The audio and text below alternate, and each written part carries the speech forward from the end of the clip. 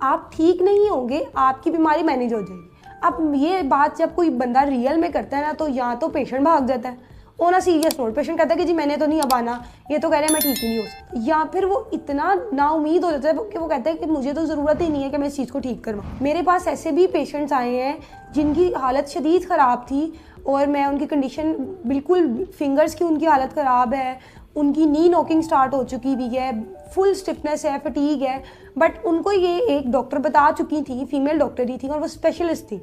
میں نام نہیں بتا سکتی, بٹ اسٹل انہوں نے بتایا کہ جی یہ ٹھیک نہیں ہو سکتا. پیشنٹ نے کیا کیا, پیشنٹ نے 1 سال وہ میڈیسن لی اور اس کے بعد وہ میڈیسن چھوڑ دی. اب باڈی میں جو آ رہے کے سائڈ افیکٹس آ رہے تھے, انہوں نے کہا جی آنے دو, کوئی فرق نہیں پڑتا, اب تو عمر گزر گئی ہے, وہ 40+ تھی, اور اسی چیز کے ساتھ انہوں نے مینیج کرنا شروع کر دیا. ایون کہ ان کے ہینڈ کا ایک ہاتھ کا پوسچر اس طریقے سے ہے, اسٹل وہ اس طریقے والے پوسچر کے ساتھ اوکے ہیں. انہوں نے نہیں سوچا کہ میں معذوری کی طرف جا رہی ہوں,